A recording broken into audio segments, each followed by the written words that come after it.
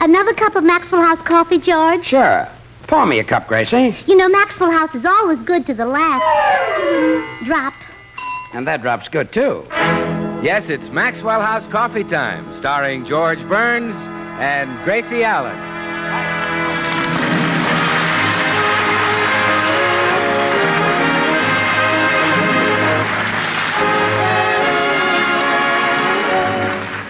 With yours truly, Bill Goodwin, the music of Meredith Wilson and his orchestra, our happy postman, Mel Blanc, and Lorene Tuttle, Elliot Lewis, and Wally Mayer.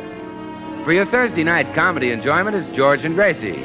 And for your everyday coffee drinking enjoyment, it's Maxwell House, the coffee that's always good to the last drop.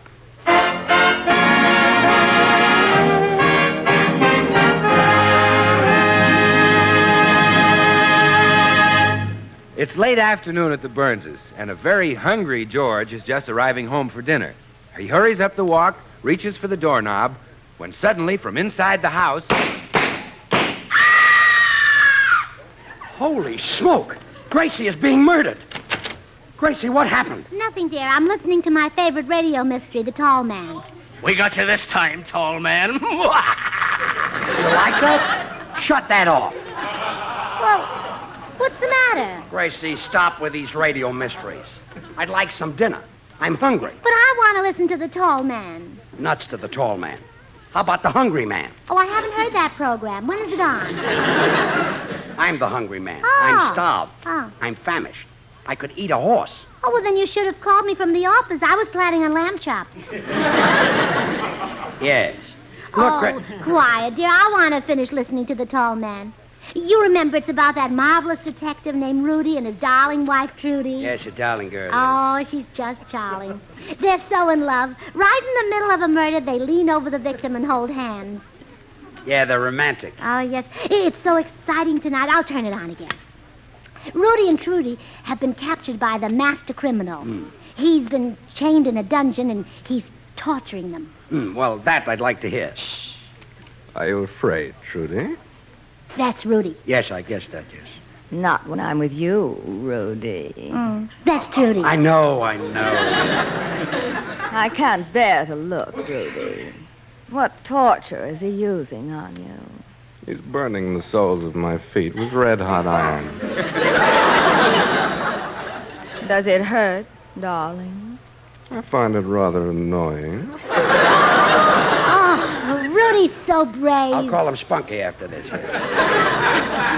What is he doing now, Rudy? He's pouring molten lead in my ear.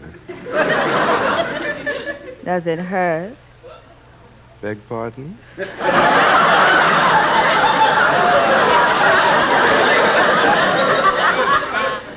Is it frightfully painful? I'm beginning to get bored. Care for a kiss, sweetheart?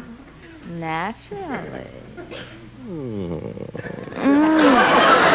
Oh, Rudy's so romantic. He's a romantic chap, yes. I think I shall break these chains and capture this ruffian. Do that, Rudy. I shall, Trudy. Oh, Rudy's so strong. He's a brute, yes. Stand back, tall man. I got you covered with my Tommy gun. I'm not impressed. Take that. Ooh! How splendid, Rudy. Now, how shall we escape from this dungeon? Simple, Trudy. I shall take the springs from that bed and build a radio broadcasting station. Oh, no. Then we'll radio for assistance. Oh, Rudy's so brilliant. Smart as a whip, yes. You're a most amazing man. Precious. Thank you. Would you care for a kiss, sweetheart? Naturally.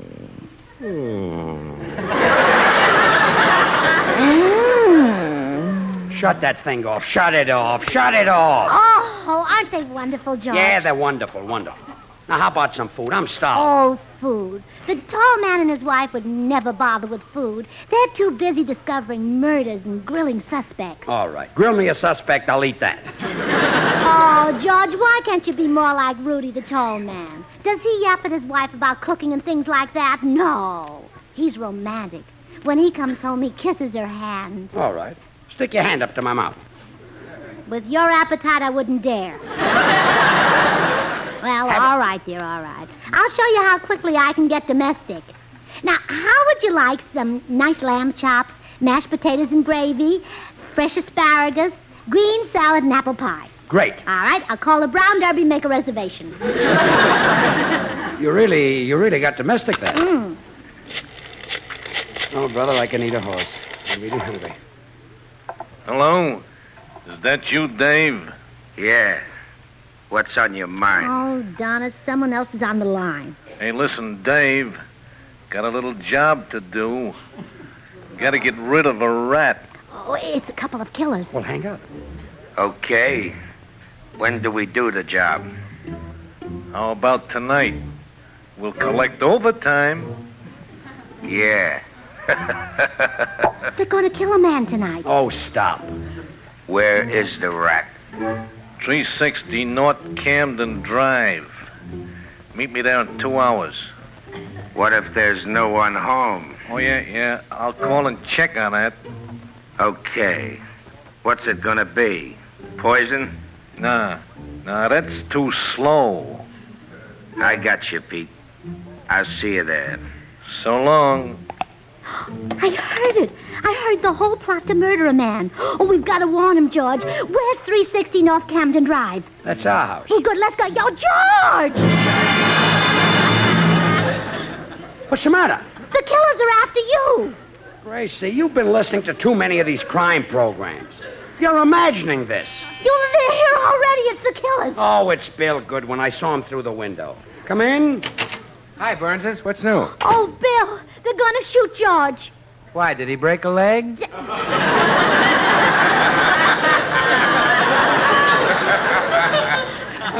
I wish it had been the killers. Oh, Bill, this is serious. Someone's out to get George. And I know how those killers work.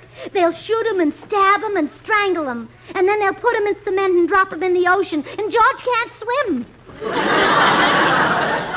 Yes, and it's bad for my rheumatism. Gracie, relax. Nobody is after me. I'm an entertainer. Every week I sing and tell jokes to 20 million people. Who'd want to kill me? 20 million people.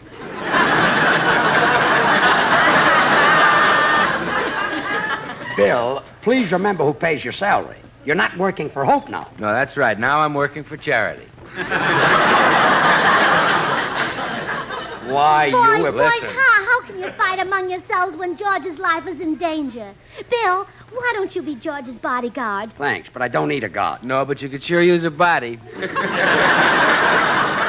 I don't believe any of this killer stuff. Hello? Hello? Is George Blaines there? Yes. George, it's one of the killers. Oh, stop kidding. Give me the phone. Hello? Blaines? That's me. Just wanted to make sure that you were home. See you at 9 o'clock. You were right.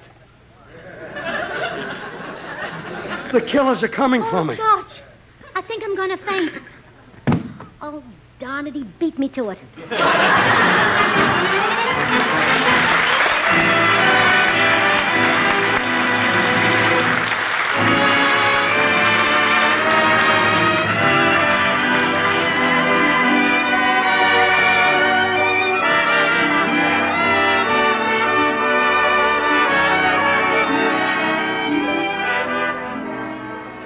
Stardust. Seems like only yesterday when I first heard that tune, yet it must be 20 years. That's right, Bill. Hoagie Carmichael wrote Stardust way back in 1929. 1929. Short skirts and bobbed hair were still in fashion then, and the country was dancing something called the Lindy Hop. Ah, sure, I remember, Meredith. Lots of memories are wrapped up in a tune like Stardust. Your first real dance when Dad let you borrow the family jalopy. The way you felt about your best girl when you saw her in the music and moonlight. Warm, happy memories out of yesterday. Moments that belong so truly and inescapably to the American scene. Reminds me how, down through the years, Maxwell House coffee has become so real a part of the American scene. We Americans love coffee. It's our national drink. And today, more people buy and enjoy Maxwell House than any other brand of coffee at any price. It's Maxwell House wherever you go. How explain this amazing preference? Listen. Flavor's the answer, of course. That good to the last drop Maxwell House flavor that results from the skillful blending of these Highland-grown Latin American coffees. Manizales for mellowness.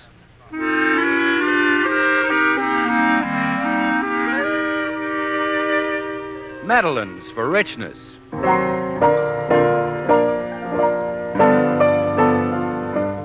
Other choice coffees for vigor. And Bucaramangas for full body.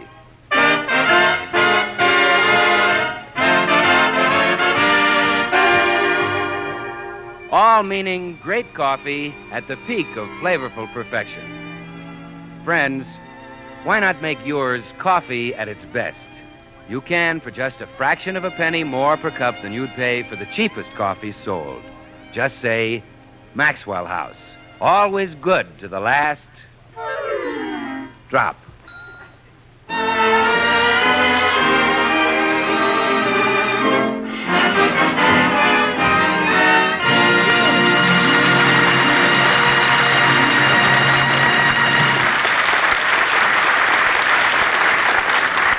Oh, George, what'll we do? The killers are coming for you. Yeah.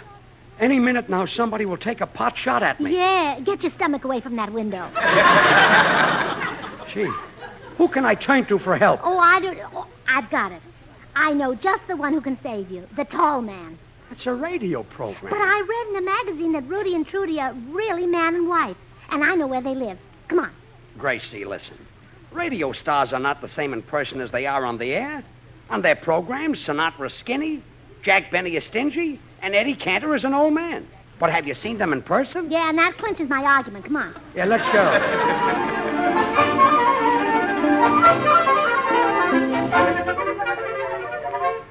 Oh, well, here's the tall man's house. I'll ring the bell.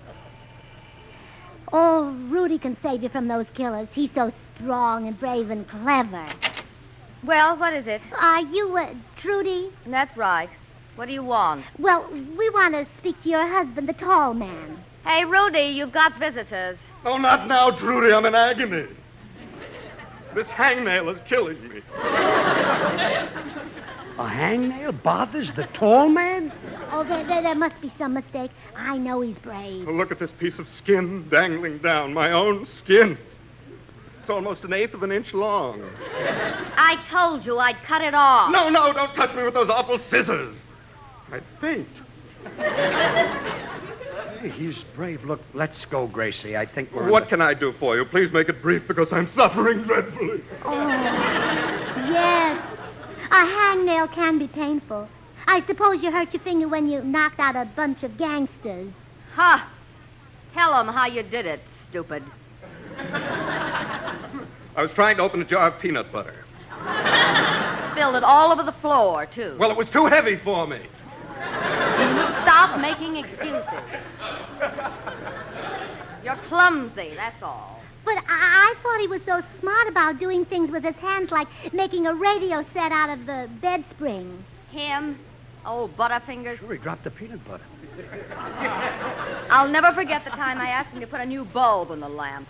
He broke it all to pieces. That was your fault. You should have told me which end of the bulb to screw in. Let's get somebody else to help me. I don't No, think I got a George, chance. no. I think I'm ruined if I get this kid. Rudy, my husband is in danger, and we thought that you might be his bodyguard. What'd I do? What's the matter? Look, crawling on the floor, a bug. Want me to kill it, strong heart? No, just shoo it out. You know I can't stand the sight of blood. I'm sorry. What were you saying? Well, I did want you to guard my husband, but somehow in person you don't seem to be like you are on the radio. I should hope not.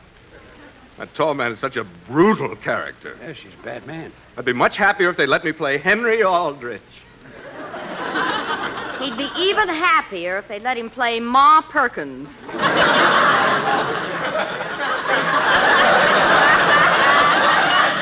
Now, you stop teasing me, Trudy. It's time to put another cold compress on my finger. Okay, stick it out. There.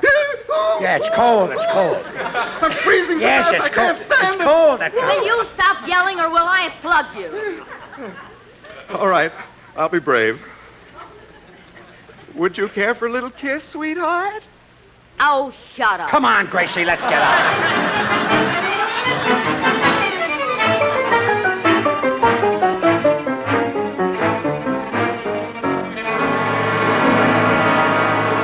Well, the tall man couldn't help us, Meredith, so now it's up to you and me to save George's life.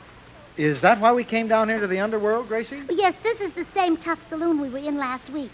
We'll ask questions and find out who's after George. I get it. We'll pretend to be crooks again. Right. Hey, you, bartender, let's have some sorbets. Yeah. Okay, what'll it be? I'll have a beer. What kind? Root.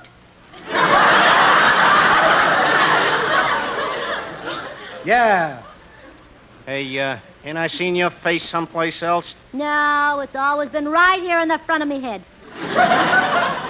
Hey, I remember you now. You was here last week. Said your name was Gracie Catraz. That's me, sister to Alcatraz. Want some information? Yeah. Okay. What's the dope? He's my friend, Meredith Wilson.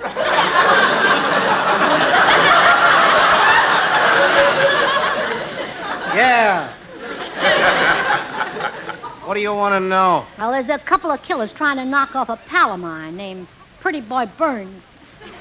I want protection for him. Never heard of him. Here's his picture. Pretty boy, huh? Yeah. Sure outgrew it, didn't he? Yeah.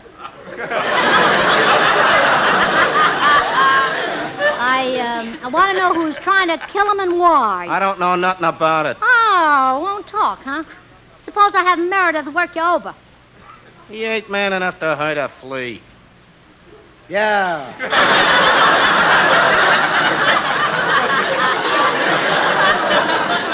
Hey, look, I don't know nothing. If you want protection for Burns, why don't you get him a couple of flat feet? It's no good. He's already got a couple. That doesn't. Will you get out of here, sister? Yeah. Come on, Meredith. Meredith Wilson and his orchestra in Dippity-doo-dah.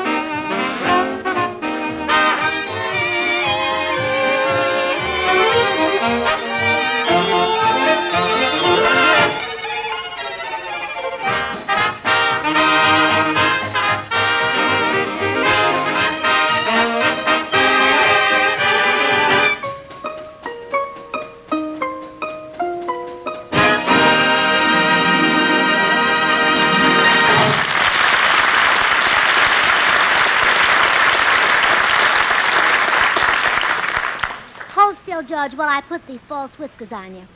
Gracie, do you think this plan will work? Well, certainly. You've got to escape from the killers, and a disguise is the only way. Nobody will know you're disguised as an old man. What are you doing now? Well, I'm drawing wrinkles on your face with my eyebrow pencil. There. Now, put on these spectacles and take this cane. Well, how do I look? Your own wife wouldn't know you. I'm not so sure. What did you say, Edgar?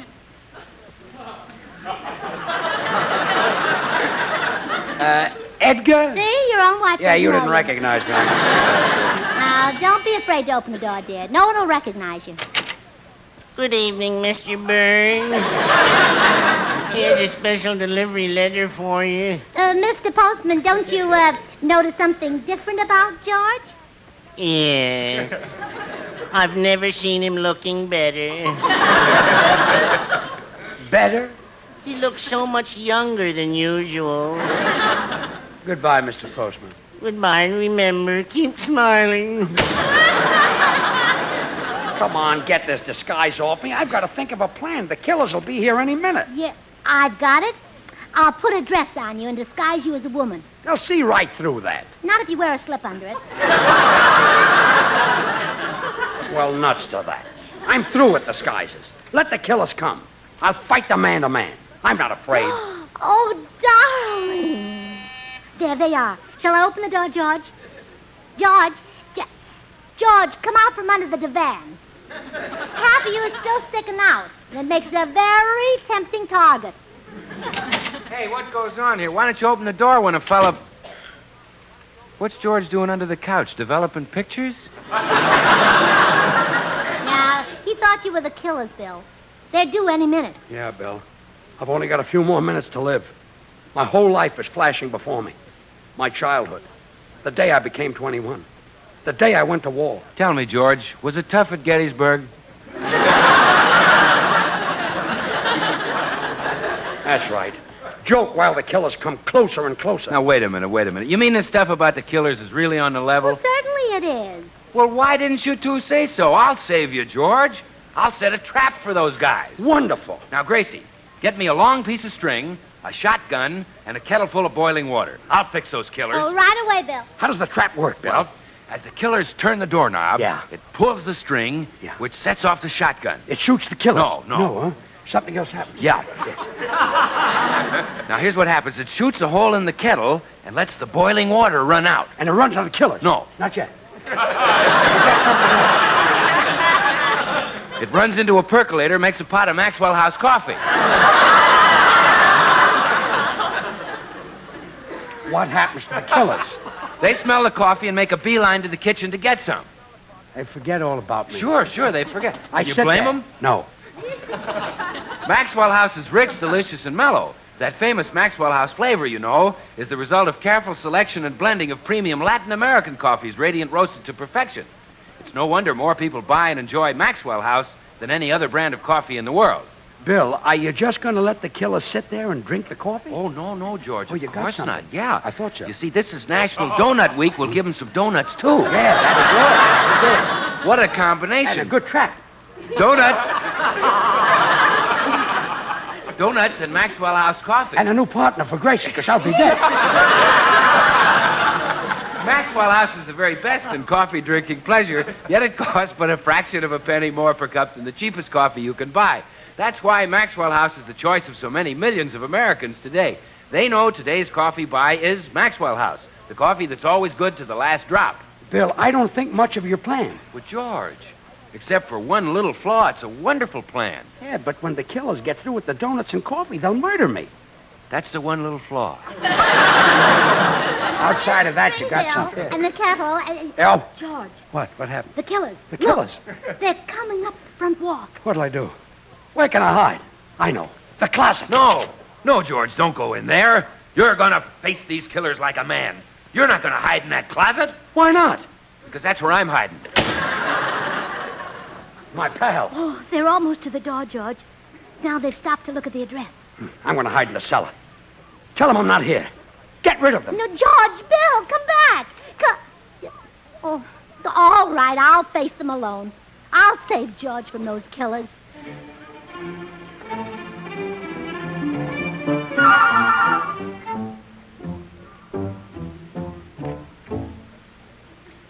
This the right place, Dave? Yeah, 360. Let's make this a quick one, Pete. Well, shouldn't take us long to get rid of one rat. Nah. Nah, it ain't like a termite job. The jobs I hate are them silverfish. Well, ants and moths ain't no bargain either. Uh-huh. What a lousy racket we're in, huh? You know, if I had it to do over again, I wouldn't be an exterminator. Ah, me neither. Hey, when did this guy Burns call about the rat in his cellar? Oh, that was more than a month ago. Well, you know how the orders pile up. When I spoke to him today, he acted like he'd forgot all about it. Well, come on, let's get it over with. You come in. We called you today, lady. We're here Oh, yeah, I know why you're here. Okay. Where's the rat? He went to Florida.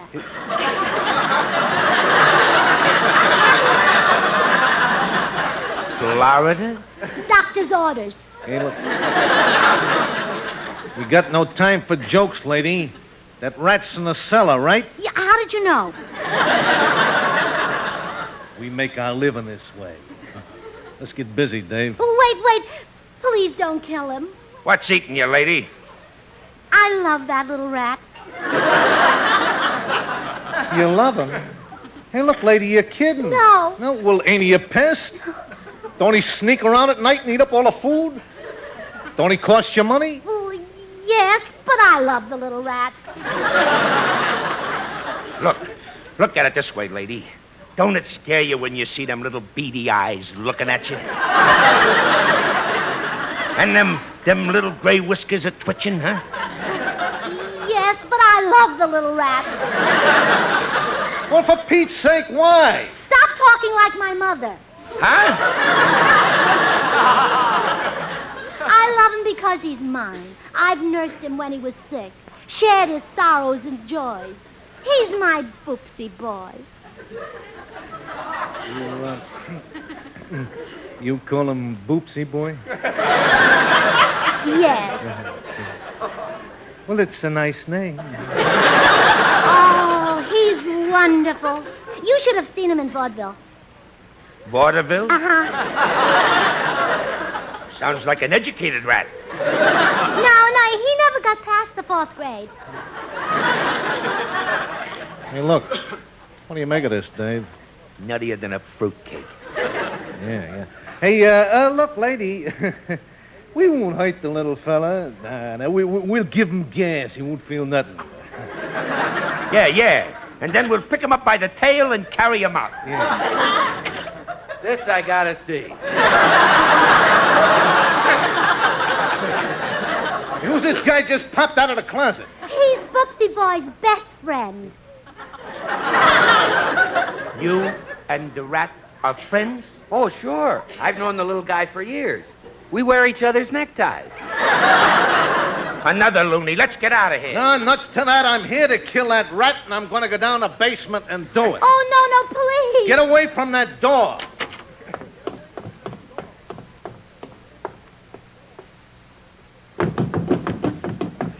Hey, come on, Dave. Come on, we're getting out of here. What happened, Pete? Well, if you think those two are nuts, you ought to see the idiot they keep in the basement.